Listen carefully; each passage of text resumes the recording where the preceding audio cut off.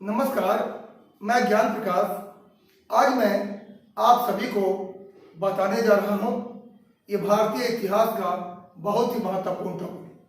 वो टॉपिक है बंगाल के गवर्नर, बंगाल के अंतिम गवर्नर, बंगाल के प्रथम गवर्नर जनरल, बंगाल के अंतिम गवर्नर जनरल, भारत के प्रथम गवर्नर जनरल, भारत के अंतिम गवर्नर जनरल, भारत के प्रथम वायसराय।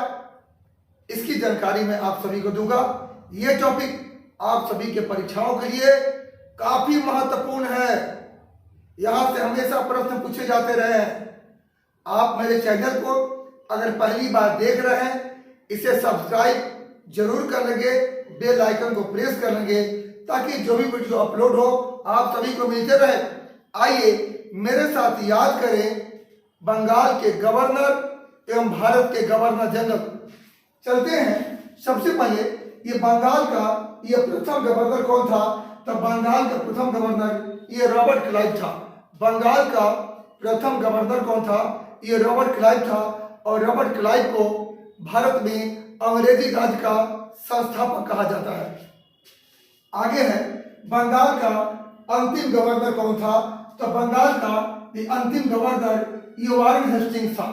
बंगाल का अंतिम गवर्नर कौन था? वारेन हेस्टिंग्स था। और अब आइए बंगाल का प्रथम गवर्नर जनरल कौन हुआ? तो बंगाल का प्रथम गवर्नर जनरल ये वारेन जो है हेस्टिंग्स हुआ। वारेन हेस्टिंग्स हुआ। अब आपको बताते हैं ये 1773 का रेगुलेटिंग एक्ट है और 1773 के रेगुलेटिंग एक्ट द्वारा बंगाल के गवर्नर को बंगाल के गवर्नर जनरल बना दिया गया। 1773 के रेगुलेटिंग एक्ट द्वारा बंगाल के गवर्नर को बंगाल का गवर्नर जनरल बना दिया गया। यानी 1773 के रेगुलेटिंग एक्ट के तहत बंगाल का प्रथम गवर्नर जनरल कौन हुआ? वारेन हेस्टिंग्स हुआ। अब आगे आइए ये बंगाल का अंतिम गवर्नर जनरल कौन था? तो बंगाल का ये अंतिम गवर्नर जनरल आपका लॉर्ड विलियम बेंटिंक था। बंगाल का अंतिम governor general Lord William Bentinck था। और भारत का प्रथम गवर्नर जनरल कौन हुआ? ये लॉर्ड विलियम बेंटिंक हुआ। बंगाल का अंतिम गवर्नर जनरल एवं भारत का प्रथम गवर्नर जनरल ये लॉर्ड विलियम बेंटिंक हुआ। अब ये कैसे हुआ? तो 1833 के चार्टर एक्ट द्वारा 1833 के ये चार्टर एक्ट द्वारा बंगाल के गवर्नर जनरल को भारत का गवर्नर जनरल बना दिया गया। और 1833 के चार्टर एक्ट के तहत भारत का पहला गवर्नर जनरल कौन हुआ? ये लॉर्ड विलियम बेंटिंक हुआ। लॉर्ड विलियम बेंटिंक को हम समाज सुधारक कहा जाता है।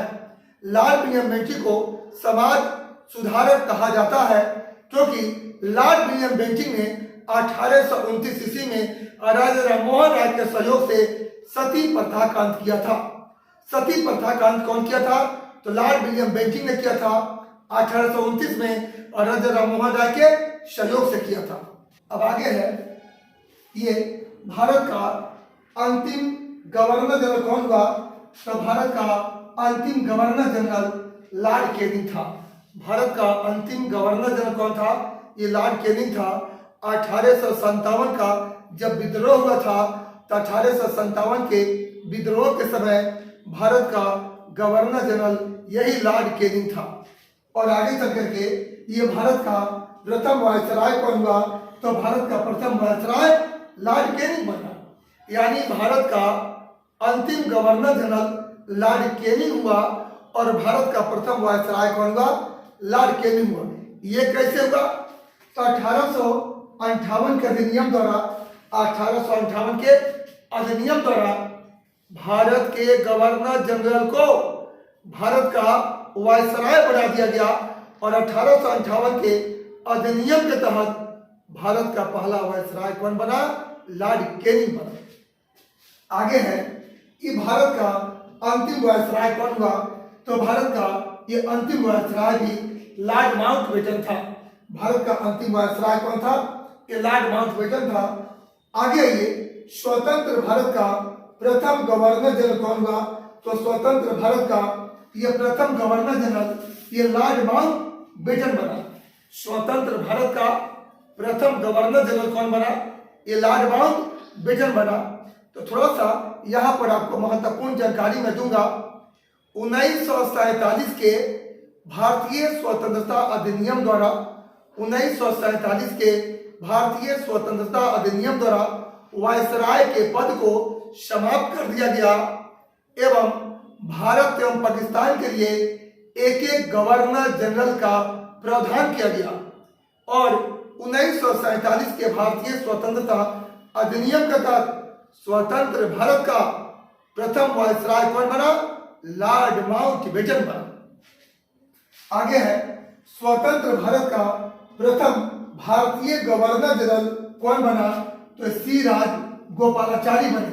स्वतंत्र भारत का प्रथम भारतीय गवर्नर जनरल ये सी राजगोपालाचारी को बनाया गया और सी राजगोपालाचारी को ये भारत का विश्व पितामह भी कहा जाता है।